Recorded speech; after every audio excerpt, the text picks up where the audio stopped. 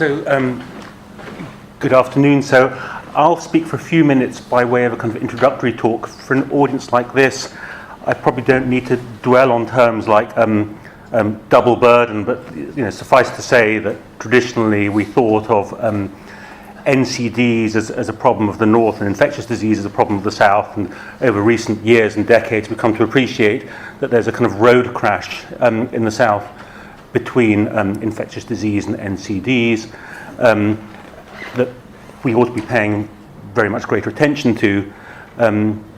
It's something that's been worrying me and puzzling me for a long time. A number of the people in this room I first met about 4 years ago when I organised an international meeting on this subject at Wellcome Trust, chaired by Venkat Narayan. And ever since then I've been, sort of trying to find like-minded people who want to do stuff together on this, and funders who want to fund stuff in this area, still trying to really get those synergies going. One minute.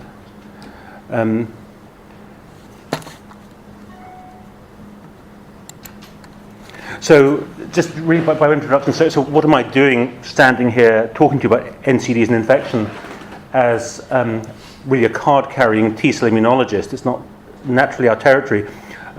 We come at this, by we I mean myself and Rosemary Boyton, who's sitting at the back, because for many, many years our labs have been very generously funded by NIH by this program called the Immune Epitope Discovery Program, and all that means is that they're funding immunological teams to look at emerging infectious diseases and put together a toolbox where you could very rapidly take an emerging infectious disease and work out what on earth is going on, which are the immunogenic bits, how could you design a vaccine, what can you do about it, and it's something we've done over the years in many different infectious disease contexts, and just starting to do it now in the context of Zika virus in Brazil.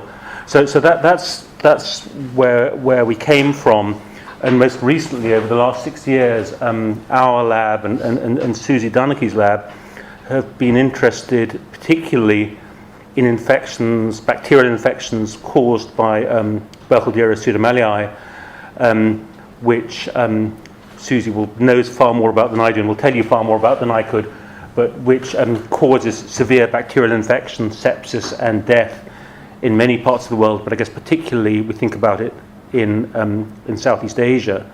And if you work on Burkholderia pseudomallei, you rapidly appreciate that it has a very complex picture where in many parts of the world it's in the environment, in the soil, in the water table, and most of us don't worry about it most of the time, and yet there are parts of the world, I guess we think especially about Thailand, Vietnam, Cambodia, Laos, where there's very high seroprevalence, and a proportion of those people, for unclear reasons, will become very sick, and a proportion of those will die, even with very good hospital care.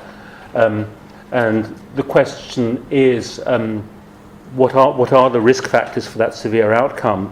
And you can see here that it's one of the diseases for which probably the top of the list for comorbidities is diabetes. So if you're a sort of ignorant T-cell immunologist trying to kind of get your head around this, there's almost no frame of reference for trying to work out why this should be or what this means. So that's one way of looking at it. So we've been looking at it together with Ganjana, Letman Kolchai's lab in Konkan.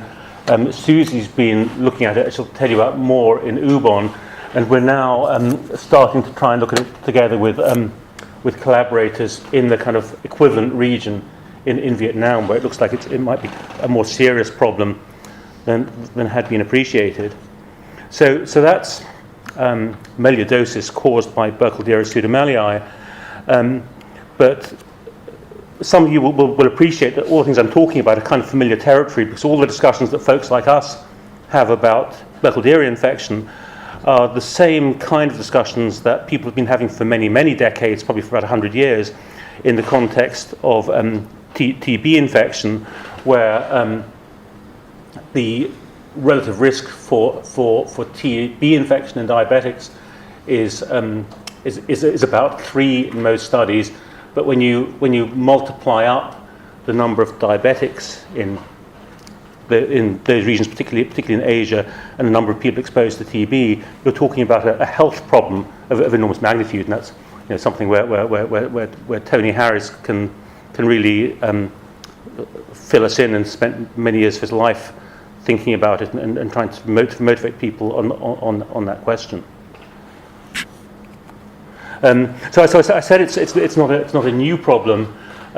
This is quite a sort of oft-quoted and well-known paper from the 1940s from the BMJ, which itself cites papers that you can't find very easily anymore from the 19th century, and talks about diabetes as a risk factor for severe TB. And I like reading old papers, and very often, they're very well done and very carefully reported. And part of the conclusion from that paper, hyperglycemia favours the growth of the tubercle bacillus in the body. I was kind of thinking, 80 years later, I'm not sure if we've got anything more intelligent to say than that. As in, mechanistically, there aren't that many clues out there, because there hasn't been that much of the right research, and there hasn't been even that much funding in this area. So the questions endure, really. So that's really the territory that we're in. So speaking as an immunologist, there are a smattering of some quite decent papers out there that give us clues. Sometimes in the context of melioidosis, more often in the context, as you'd expect, of TB, that kind of, some of them many of them that I've handled as a journal editor, because I think it's an interesting subject, that give you clues that it might not be just that the pathogens behave differently in a hyperglycemic environment. The immune system, the host behaves differently as well. So you're looking at two sides of that problem and trying to work out mechanistically what's going on. So lots of observations like that, and a few good review articles for people who like this kind of stuff. Hardy Kornfeld has been a key figure in this area, and in TB and in melioidosis. Cathesen in Australia, if you like reading that kind of stuff, trying to kind of pull together what we do know. So obviously in this context, we're talking about a sort of type 2 like phenotype and genotype. It's not just type 2, sometimes it's type 1 diabetes. But I guess part of my take-home message in a sort of global health forum is that most of our definitions, most of our background on diabetes genotypes and phenotypes isn't drawn from Asia or Africa. It's drawn from Europe. So I'm not sure how fully confident we are of precisely which genotypes or phenotypes we're talking about. And I'd love to know, because I've got no reason to assume it's all identical. And I'd love to find friends who can help us to know. I don't know if there's anybody here from Tandem, but there's been some work in this space. So Tandem is an FP7 award of the last few years. I think Hazel Doctor at London School is involved, Stefan Kaufmann in Berlin, David Moores, Tom Ottenhoff, I think, and various other people, which is kind of in this area. So it's a cohort, mainly a cohort study in Romania, Indonesia, and Peru, I think, collecting cases and probably doing many things. The bits I know about are kind of peripheral blood transcriptomics to try and to collect some data on mechanism. So there's been some work out there, but not much. So if as a sort of mechanism type person, if I try and pull together some of the sort of basic consensus from those papers, I'd say whatever mechanisms you're looking at, you're kind of looking at things that mechanistically are shared between type 2 and type 1 diabetes. Within TB, it's pulmonary disease that's kind of more severe. I'm telling you, Harris, may correct me if I'm wrong, rather than the sort of extra pulmonary manifestations. It's increased risk of active TB, of reactivation, greater disease severity. Lots of thinking about the sort of bidirectionality of these interactions, the extent to which TB exacerbates diabetes and diabetes exacerbates TB. In review articles and things, because both are areas where there's been quite intense activity on genomics and in GWAS studies, efforts to look for shared genes, which I don't think of as being terribly rewarding. So it seems almost trivial to say that vitamin D receptor polymorphisms are shared between the two phenotypes, because vitamin D receptors are shared between lots and lots of things, and lots of phenotypes. So I don't take that really as a big clue. So I think whichever of the infectious diseases we're talking about, and here I've talked about Burkholderia and mycobacteria. We haven't moved forward a lot from those comments in 1947. Are we talking about how poor glycemic control influences host susceptibility? Are we talking about how it influences bacterial growth? And what can we say about how chronic bacterial infection impacts on diabetegenesis? Really, quite basic things to try and find out.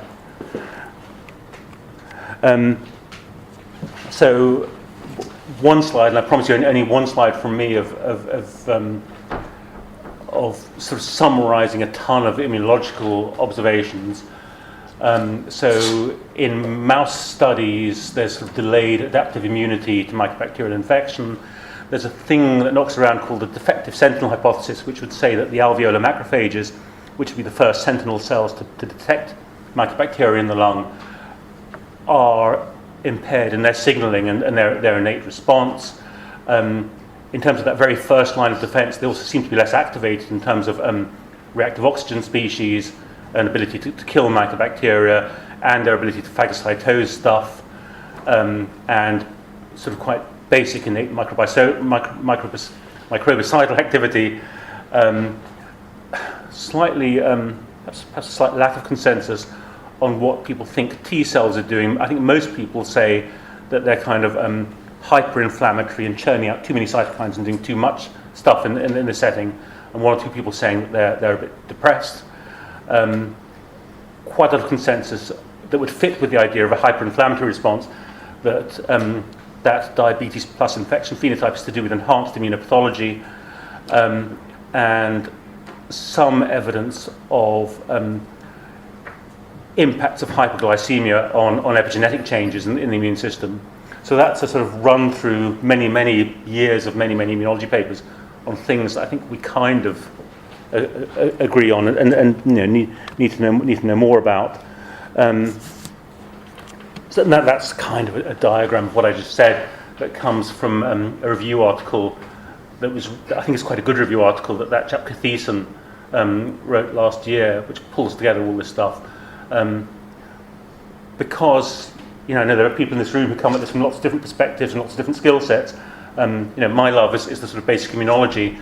And the second you think about these questions as an immunologist, immunologists are quite right trying to model things in mice.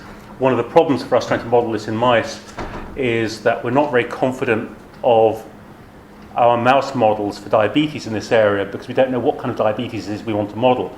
We've got many models out there, from high-fat diet to streptozotocin-induced to ApoE knockouts to leptin knockouts, and they all make different prior assumptions about what kind of diabetes phenotype we're looking at. I haven't the foggiest which one we want to be using for this question, so I don't know how to do the experiment.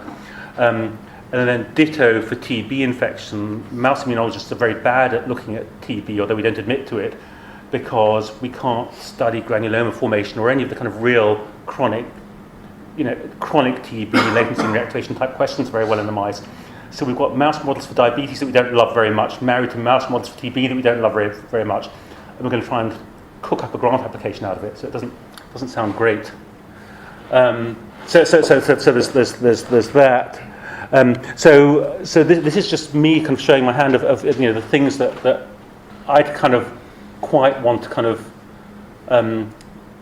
trumpet as possible questions where I just like to sort of make friends and networks and get people talking really. So clearly we need to be able to collect the data and work out in the many different settings what problem it is we're trying to address. We don't have the answers in terms of Africa or Asia or the Indian subcontinent. We don't even have the answers in terms of West London very thoroughly. So if you ask me, I'd love to be corrected if I'm wrong. If you ask me, within the Imperial College Healthcare Trust, do we have clear answers on how big a risk diabetes is with respect to severe TB or bacterial sepsis? That sounds like a sort of clinical training fellowship waiting to happen, but I've never seen it done. So I'd love to know. Lots of questions on global health impacts on services, healthcare provision, therapeutics. Questions for people like us on impacts of diabetes on innate and adaptive immunity. You've seen there are some clues out there and bits of consensus, but not an awful lot. Impacts on vaccination strategies, particularly for one of the things we talk about a lot in melioidosis, is that you'd like to be able to vaccinate the at-risk people. The at-risk people are all diabetics. We haven't got a background in how you vaccinate diabetics and what works and what doesn't, and whether there are risks or whether it's going to work the same as it does in normal healthy people. Just don't know. The thing I mentioned, the real nitty-gritty of mechanism in terms of glucose dysregulation and impacts on both on pathogen biology and on host biology. And the thing I mentioned before, that we're pretty good at understanding genotypes and phenotypes in diabetes, but I don't know if we can make assumptions about how it looks in each of these given settings and how it's going to impact on disease in these settings. So that's my my kind of pitch for what it is that keeps me awake at night in this area, and the areas in which I'm terribly ignorant, and I'm just looking to make friends really and have a chat about it.